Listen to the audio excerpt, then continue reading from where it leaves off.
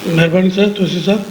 ये Karachi press club जो है वो उसने एक अच्छी रवायत डाली है कि सिंधी बुक्स को इन्होंने यहाँ पे ऐसा इवेंट करने की एक रवायत डाली है। हम इनको वेलकम करते हैं। सही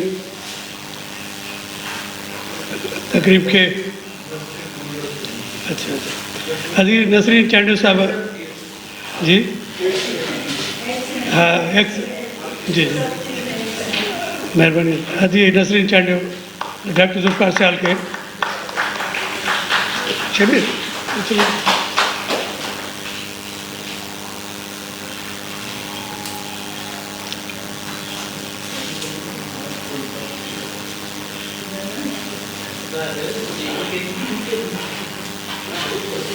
I go to say sign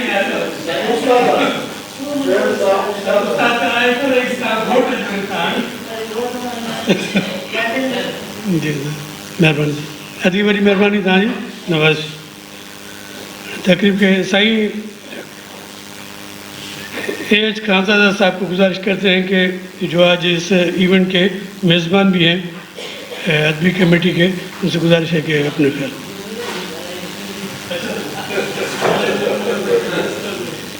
सारी ज़बानें हम सबकी हैं और हम सबसे प्यार करते हैं। स्टेज ते वेठल मुंहिंजा उस्ताद ऐं साम्हूं वेठल मौज़िज़ भाइरो भेनरो, अस्सलाम वालेकुम। कराची प्रेस क्लब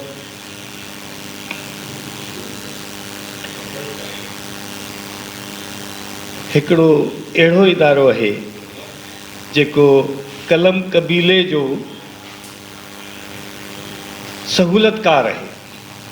वक़्तु कहिड़ो बि ॾुखियो हुजे, हाणे त ख़ैर वक़्तु ॾुखियो न आहे, पर जॾहिं आमरीअत जा छाड़ता सॼे मुल्क में फिरंदा पिया वतन, वाहिद हिकिड़ी जॻह आहे सॼे मुल्क में, ऐं उहा जॻह जेका आहे सा कराची प्रेस क्लब आहे। कंहिं बि दौर में आमरीअत वर्दी पाती हुजे या आमरीअत शेरवानी पाए आई हुजे, जीअं अॼोकी जेका सरकार आहे उहा बि हिकिड़ी आमरीअत जी शक्ल आहे। कराची प्रेस क्लब आम माण्हू जी ज़बान काल बि हुयो, अॼु बि आहे ऐं इंशाअल्लाह ताला ईंदड़ वक़्त में बि रहंदो।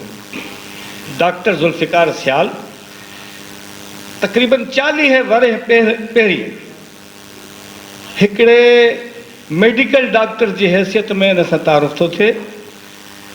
जॾहिं साईं मेडिको लीगल शोबे में हुयो ऐं असां क्राइम रिपोर्टिंग कंदा हुआसीं, इहो रिश्तो ख़बर न हुई त इहो रिश्तो अॻिते वधी कलम कबीले जो बि रिश्तो थी वेंदो। दोस्तनि खे शायदि इहा ॻाल्हि मालूम न आहे त डॉक्टर ज़ुल्फ़िकार सियाल MBBS डॉक्टर भी है ऐं PhD डॉक्टर भी है। कलम कबीले में उहे दोस्त तमामु अहम हूंदा आहिनि। जीअं डॉक्टर तौसीफ़ साहब चयो त आम माण्हू लाइ जेकी बि शाइरी थींदी आहे, नसर थींदी आहे, अफ़साना थींदा आहिनि, या जेकी बि कलम कबीले जी काविशूं आहिनि, उहे आम माण्हू खे मुतासिर करे बि सघनि थियूं, न बि करे सघनि थियूं। पर जे क़ौम ठाहिणी आहे, सुभाणे ईंदड़ मुस्तक़बिल जे जिन खे फ़िक्र आहे, उहे ॿारनि ते कमु कंदा आहिनि। ऐं ज़ुल्फ़िकार सियाल साहब सिंधी ॿारनि खे कमु कयो आहे। असां वटि हिकु भवतार आहे, असांजे मुआशरे जो हिकिड़ो जीअरो किरदारु आहे जेको भवतार जी शक्ल में मौजूदु आहे। असां कानोरा ऐं मुजेरी जी तक़सीम में क़ैद आहियूं। वक़्तु गुज़री वियो आहे, इंटरनेट जो ज़मानो आहे, वाईफाई जो ज़मानो आहे, पर हुन ते हूंदे बि असां क़ैद आहियूं उन रफ़्तार में जेको भवतार ऐं मज़दूर ऐं हारी ऐं किसान जी सूरत में असां वटि अॼु ताईं मौजूदु आहे। असां तालीम याफ़्ता बि आहियूं, पर उन तालीम जो फ़ाइदो कहिड़ो जेको असांजो कख बि न करे सघे। असां असांजे स्कूलनि में अॼु बि भवतार पंहिंजी मेहूं ॿधंदा आहिनि। या आउं त रिपोर्टर आहियां, मूंखे ख़बर आहे, पर सभिनी खे हाणे त इंटरनेट जो ज़मानो आहे। कहिड़ा कहिड़ा ॻोठ तव्हांखे सभिनी खे ख़बर आहे त कहिड़े ॻोठ में कंहिं भवतार जी कंहिं वॾेरे जी मेहूं ॿधियल आहिनि। अदा स्कूल छो त मुंहिंजे चाचे साईं ठारायो, इन करे असांजी मेहूं हिते ॿधंदियूं, सभिनी ख़बर आहे। ऐं हिते इन ते को आवाज़ु उथारण वारो कोन्हे। आवाज़ु कॾहिं उथंदी जॾहिं हे अॼोका जेकी ॿार आहिनि उहे जवान थींदा ऐं हिन सोच सां पंहिंजी दुनिया धार करे जे माण्हू जवान थींदा, उहे ॻाल्हाईंदा। हाणे बि ॻाल्हि थिए थी, पर हाणे जेका ॻाल्हि थिए थी उन ॻाल्हि खे को माण्हू संजीदगी सां नथो ॿुधे, छाकाणि त असां भवतारनि में क़ैद। ख़ैर, इहा हिकिड़ी बहस आहे, इन ते ॻाल्हि थी सघे थी। असांजा जेकी कलम कबीले जा दोस्त आहिनि उहे ॻाल्हाईंदा बि आहिनि, जेकी कलम वारा आहिनि उहे लिखंदा बि आहिनि।